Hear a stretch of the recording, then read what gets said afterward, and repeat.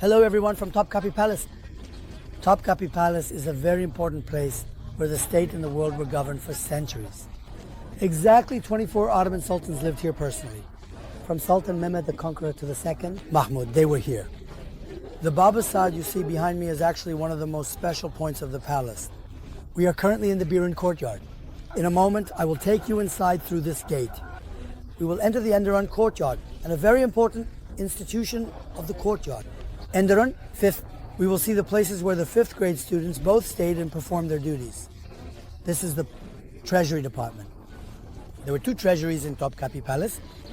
One is internal, the other is external. Just like in us humans. What is the external treasure of us humans? It is our pocket, our wallet, the money we carry for immediate use in our bags. What is our internal treasure? It is the money we have invested in banks, our jewelry here and there, or our savings. This is also the external treasure of the state. Look, it was this building you see right here. The building with 448 domes you see here is originally called the Hazin-i-Amir, the external treasury of the palace. Today, ceremonial weapons are displayed inside, predominantly, again with jewels, again with gold gilding, silver plated. But normally, inside here there weren't such items. There were piles of gold and silver coins. When we entered, there were wells on the ground. The wells were filled with money.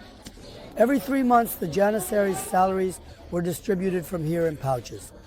But today, our focus with you is on the Enderun. In the Enderun, there was a place that had been locked for about 12 years. Not for arbitrary reasons, due to its restoration.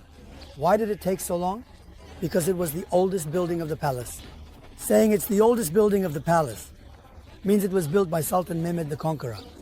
The Treasury Department built by Mehmed the Conqueror, and the dormitories of the Enderun students overlooking the treasury were located a little further ahead. Now to see all of these, we will enter through this door with you. And in the Enderun courtyard, we will discuss everything including the Treasury Department and the details of the treasures being exhibited here. Here it is behind us, the 5th courtyard of the Topkapi Palace, Enderun. The Treasury Department, where 5th class students perform their duties. Now look, I say perform their duties. I am not saying where they stayed. There are many buildings in the Enderun courtyard. In these buildings, students stay and perform their duties. In the Treasury, this is where they perform their duties.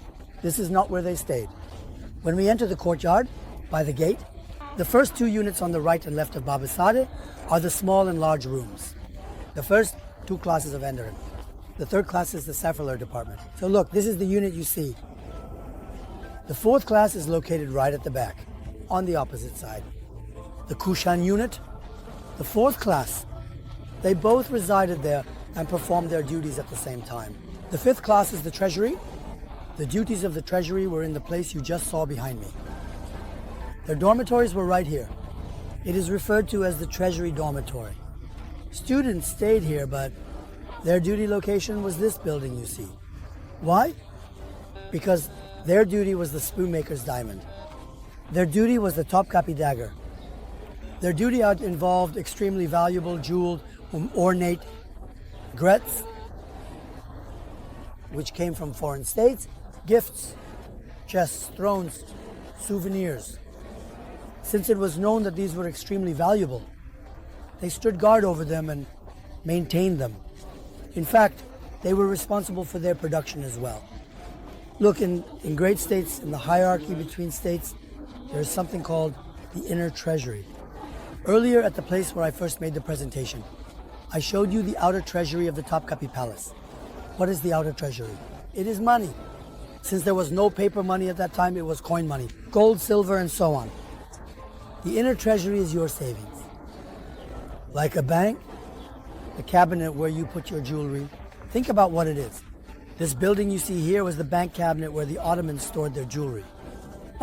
During the times when the state weakened and its economy severely declined, when it needed to print money, it would mix into that money. When they could no longer find gold and silver, they would use the gold or silver-plated items here. They melted down the containers and items to use as money. In any case, that gold, that jewelry, the way to preserve money without converting it was to keep it as jewelry. Then step by step, they would introduce it into the economy in this way.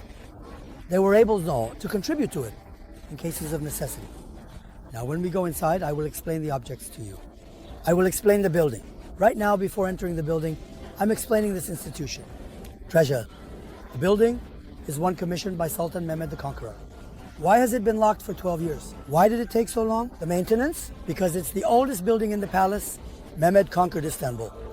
Shortly after the conquest, he constructed a palace at this most strategic point of Sarayburnu. There are Fatih pavilions on both sides. The first Fatih pavilion is this building you see. The second Fatih pavilion is in this direction, with the harem behind us. Behind the harem is Gulhane.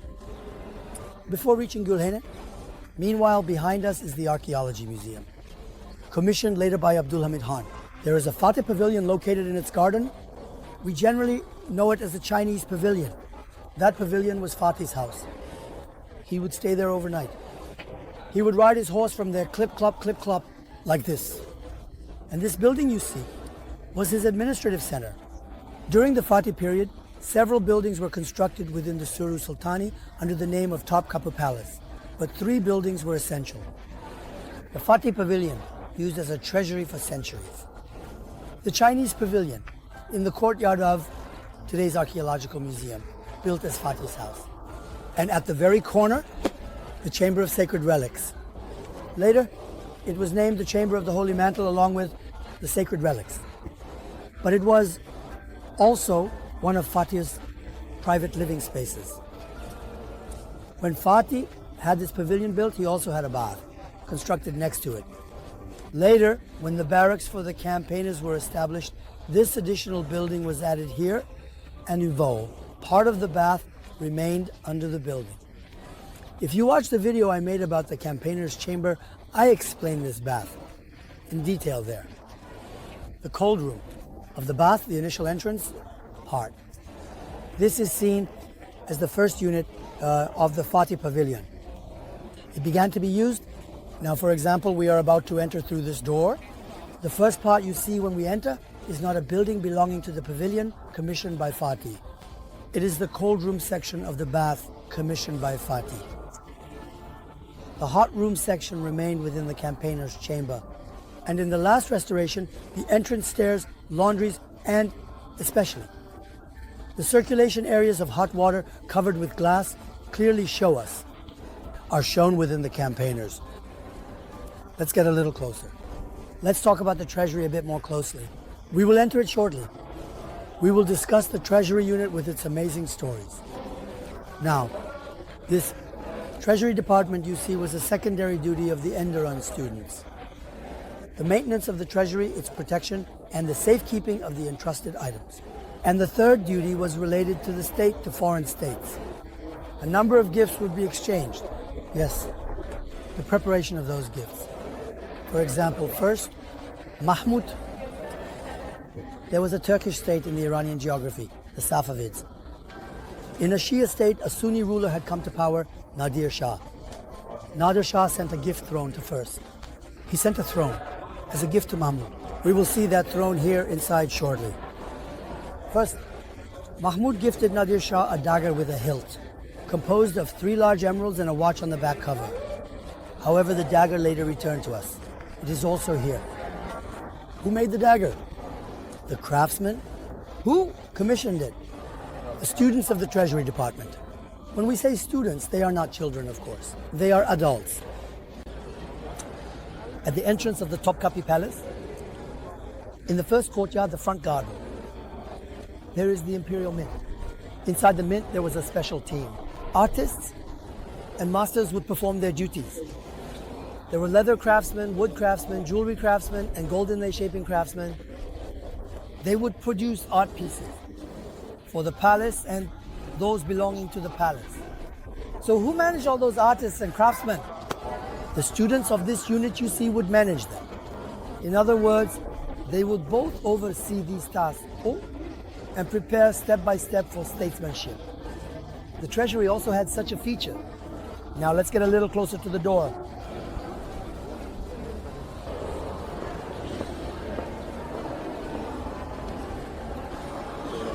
Now, normally, The Fatih Pavilion consists of 3 units and it consists of the Cihan Numa Pavilion. Look, these are the units entered through the doors you see. And immediately following, a Cihan Numa Pavilion continues with a magnificent Shahnashin. If you look carefully here, all the columns are white. Only 2 columns are green, made of Somaki marble. Why? Because this is the main entrance to the treasury.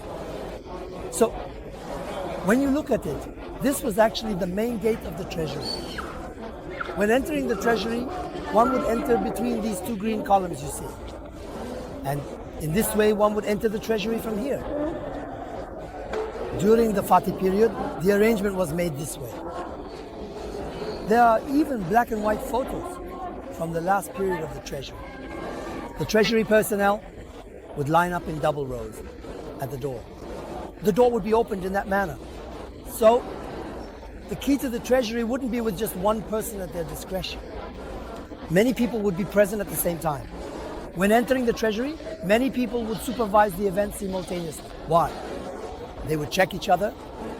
You know, there's a famous saying, 1 person, 2 people are the devil, 3 people are a community. Thus, self-control would be ensured when entering here. Now, what are we doing? We are entering the treasury through another door.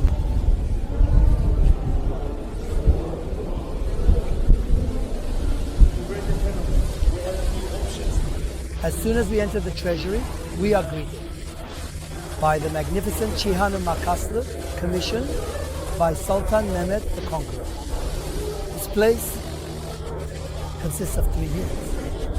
3 units and 1 side. A stunning view with one side facing the Marmara Sea and the other side facing the Bosphorus. Come this way.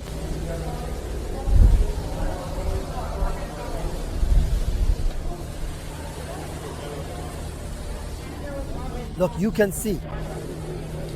Right in front of us is the Selimiye Barracks. Immediately following are the Haydar Pasha train station and Kadıköy Pier. We can see the islands in the distance. Right in front of us, we see the additional buildings of the Topkapı Palace. This is the garden of the palace. Our greatest hope in the near future is this, that the restoration of these buildings will be completed and they will be open to the public as museums, displaying many valuable items currently stored in the palace's depots, thus contributing to tourism. Let's move over to this side.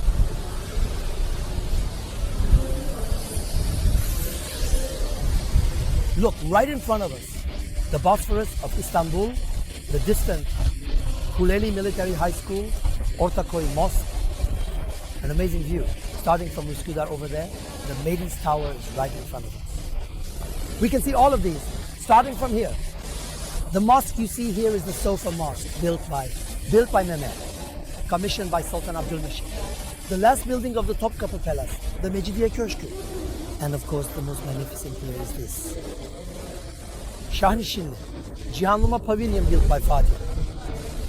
Fatih Sultan Mehmet used to watch this magnificent view from this facade outside the palace. One day you too should come to this place where Fatih Sultan Mehmet watched this view and see it through his eyes. Now, step by step with you, explore Fatih Pavilion.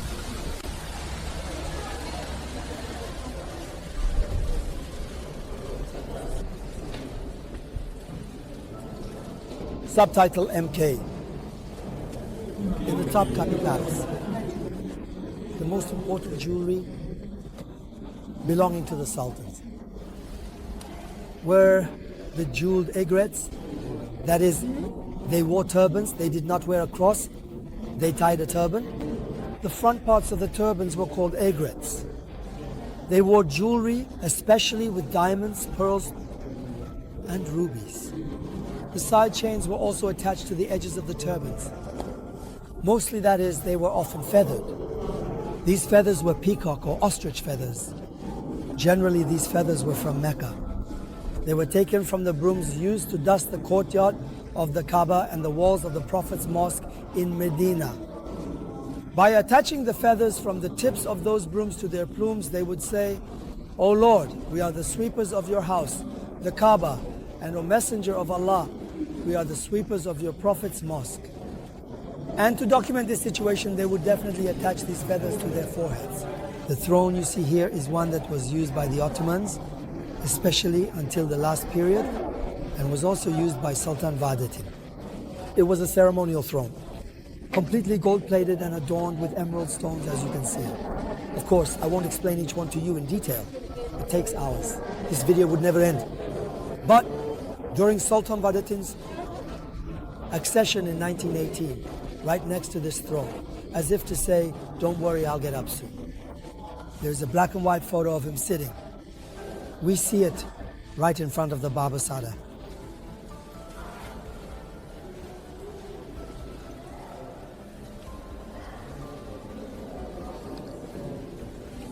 This armor we see is armor 3. It was Mustafa's ceremonial armor. He was one of the wealthiest sultans of the Ottoman Empire. When I say this, sometimes groups ask, is there a poor sultan? They ask. Maybe there wasn't a poor sultan, but ultimately there were sultans with a lot and a little personal wealth. 3. Mustafa was wealthy. He was also an enemy of the Russians. When the Ottoman-Russian war was about to break out, they said they couldn't wage this war because the state treasury was very empty. He said, I will finance it from my own pocket, and I will line up 2 rows of gold pouches from here to Moscow. Yes, he did finance it, but unfortunately, this war ended in a tragic outcome like the Treaty of Küçükkaynarca. Looking at the armor, the thing that impressed me the most was that the man had no belly at all. We truly understand how slim the sultans, whom you see as large and pot-bellied in those paintings, actually were, from their ability to fit into these armors.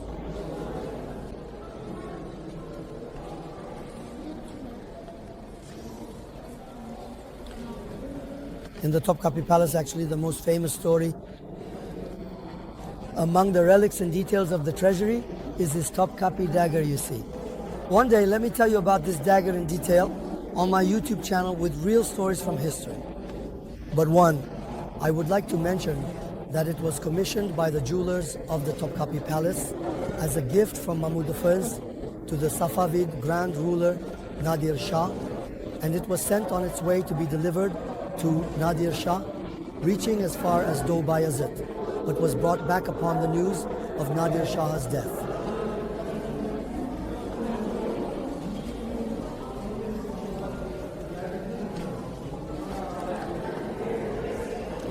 Flasks used in palace ceremonies, and just below them writing sets. And all the reds you see on them are rubies, all the greens are emeralds, and all the yellows are gold.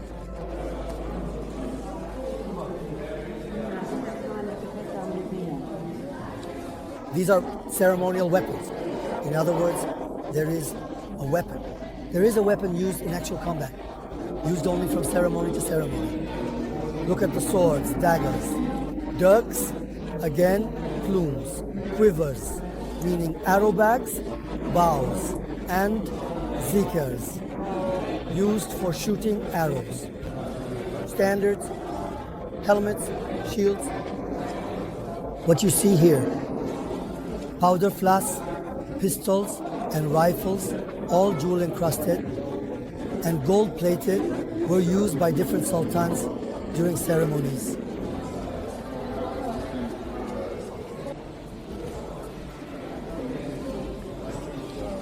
Look at the treasury's first section when you enter from the balcony side. This is the first section we see.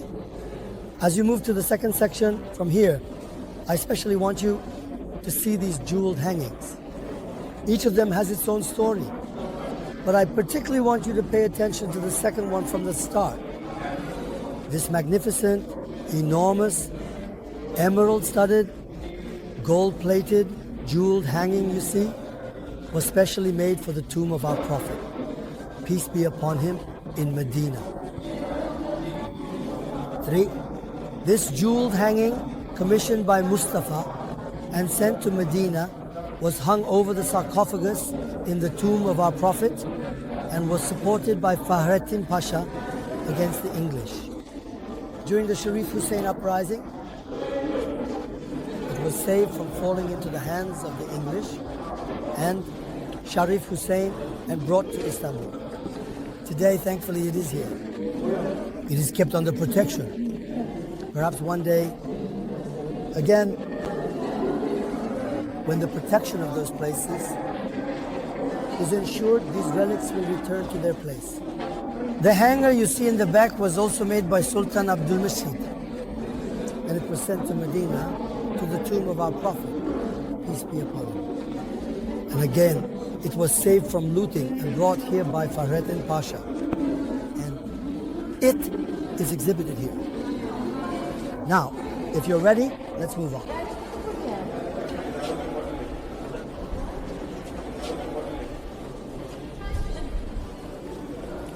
Look, we've moved to another section. This is what you see in the Topkapi Palace. We are currently in another section of the treasury in the Topkapi Palace.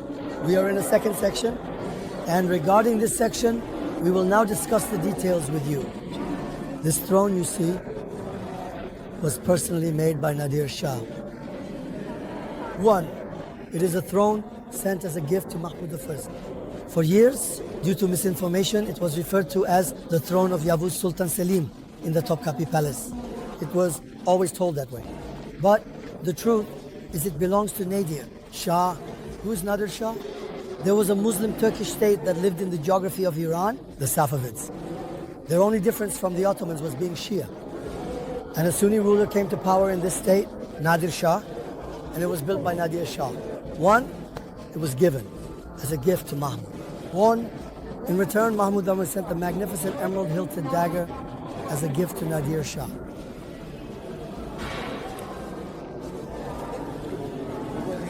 These are one of the most magnificent artifacts that generally do not catch the attention of tour groups, which they quickly pass by, but absolutely must be seen. What are these? These are the spoils of Shah Ismail. In other words, Shah Ismail was defeated in the Battle of Chaldiran. Yavuz Sultan Selim defeated him and Shah Ismail fled from the battle. Shah Ismail's belt, his armlet, and drinking cup were captured and brought to the Topkapi Palace by Yavuz Sultan Selim. I will make a real story segment with a very detailed history about this. Be sure to watch that as well. I will have a lot to tell you.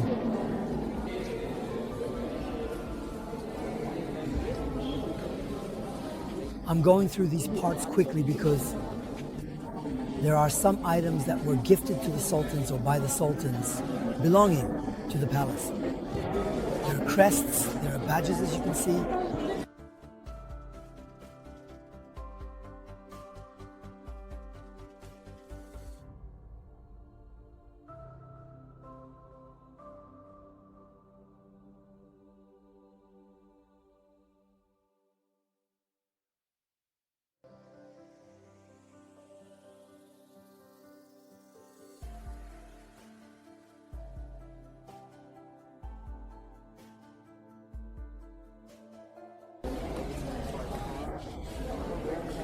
The place we are entering, which belongs to the treasury, as I mentioned to you outside. The cold section of the most important and oldest bath of the palace, built by Sultan Mehmed the Conqueror for the Treasury Department. We are now entering the cold section, but it is also a unit of the treasury. Look. When you enter this section of the treasury, I want you to lift your head and look around. We see a dome, as you can see on the sides. We see exedras and quarter domes. And we see some niches on the walls. This was the cold section of Fatih's bath. Later, it became a part of the Treasury Department and was expanded. The bath was abolished. Here, there are these scrap items belonging to the palace. There are incense burners.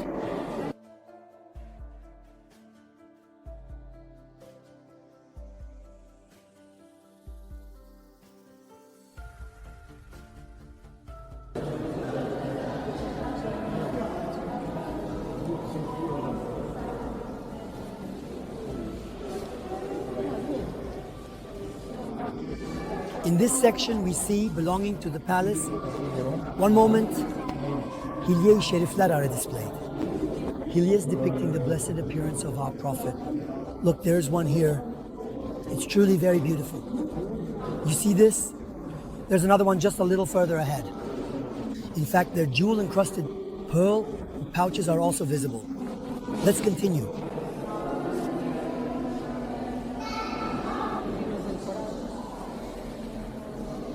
Here, used in different centuries of the palace. There are Qur'ans and there are Enami Sharifs. Of course, their bindings are extremely valuable. Jeweled rubies, emeralds, gold plating, turquoise, for example. These blues you see are turquoise. There are small Bana Qur'ans and Sakali Sharif cases. These are also very valuable items belonging to the palace that need attention.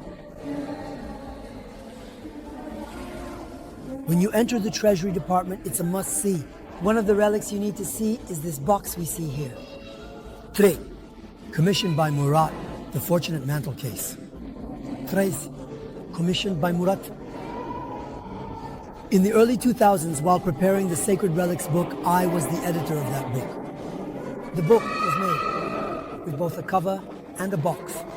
While making the box, this original case you see was taken as a model, and of course, the case was imitated with fake jewels. I don't see it if you find that other old book in health matters, etc.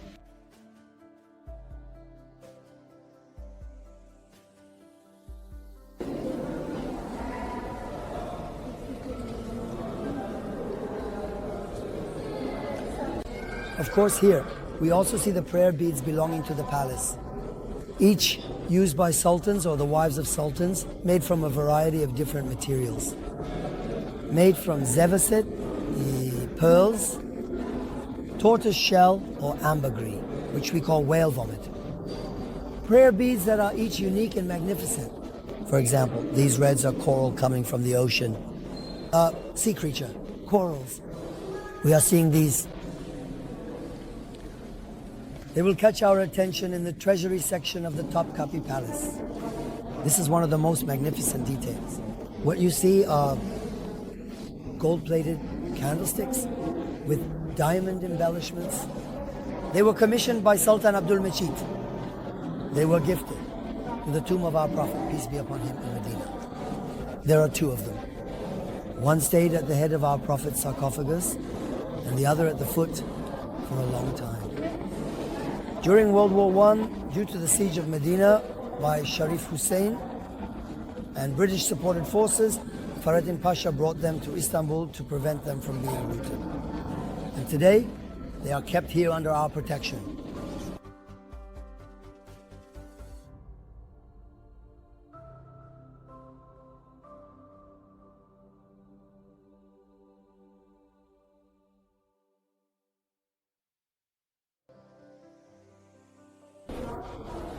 After 12 years, the Treasury section in Topkapi Palace has been reopened. When you enter the Treasury, look, you enter through this door.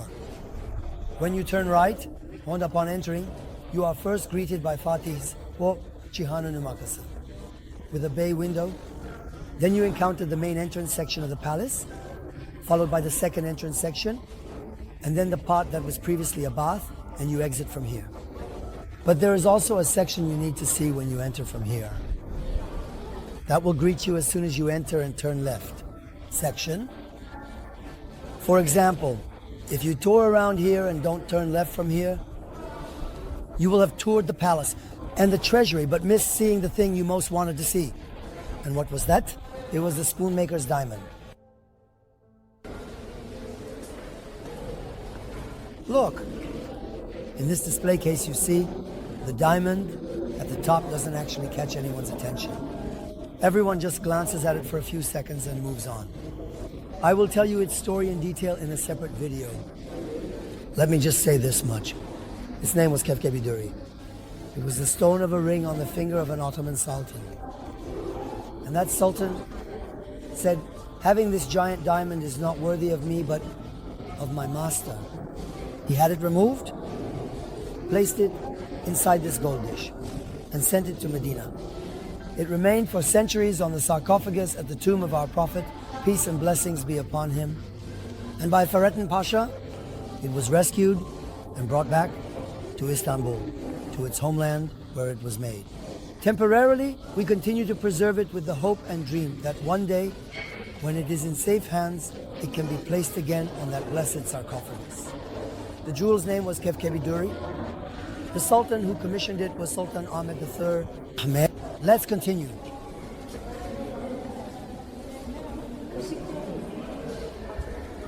And here is the spoonmaker's diamond, which everyone is eager to see.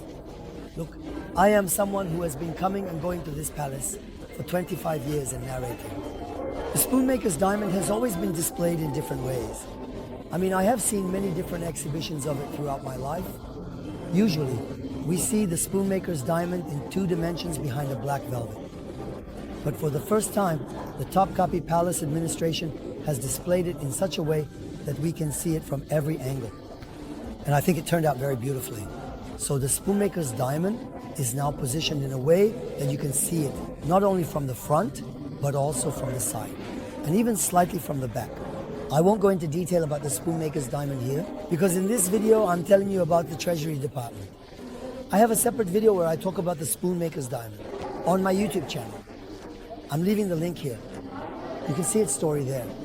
Just know that it was found in the Erikapa dump of the Istanbul walls. It was found in an uncut state, and it was transferred to the palace jeweler of Mehmet IV, later cut and shaped into its current form. I will not explain these places one by one, because these are parts of the palace used for special presentations when guests arrive.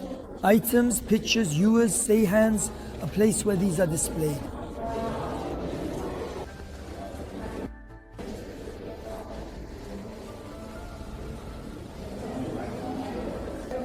In short, we have reached the end of the treasury at Topkapı Palace. This showcase must be the place where the farewell is made. This state was a very wealthy state, because this state was a very just state. This state was one that centered on humanity, and thus, with faith, it became a superpower of the world. When it abandoned the virtues that made it great, the state lost power, and its currency lost value. The first Ottoman coin was minted during the time of Osman Gazi. The first gold coin was minted during the reign of Fatih. It was a tiny gold coin, about the size of a fingernail. During the reign of Suleiman the Magnificent, the Ottoman coin reached the size of a palm, that is, this big. At that time, the Ottoman economy and currency was so valuable that foreigners, in the Ottoman terms of the day, the money of the infidel lands, the franc regions, was worthless. You know, if you cut a circle from the olive oil can at home with scissors, it was equivalent to its value. And in those days, a saying spread in the Ottoman Empire. The funny part is, we still use this saying today, and that's what bothers me. When someone didn't like another, they wouldn't be worth 10 coins with infidel money, because our money was this magnificent gold coin. Their money was tin money, in other words, worthless. Not worth 10 coins with infidel money. Then we are the ones who make us strong, who make us great. We forgot and left behind all those values. Then we weakened. We became the sick man, the cadaver state, and ultimately we collapsed. Today, the infidels' money became the euro, became the dollar. It took off and went far. Our money's 20. It has surpassed 20 times its value. But we still continue to keep those glorious days alive in our language by saying, not worth 5 or 10 coins with infidel money when we don't like someone. We long to see the days, again, when our money was valuable, when we printed money that had backing in the treasury, in the central bank, and because it had backing, our money never lost its value. Remember, when the Ottoman Empire collapsed, one Ottoman currency was still worth 3 American dollars. Greetings and respects from the Treasury Department of the Topkapi Palace.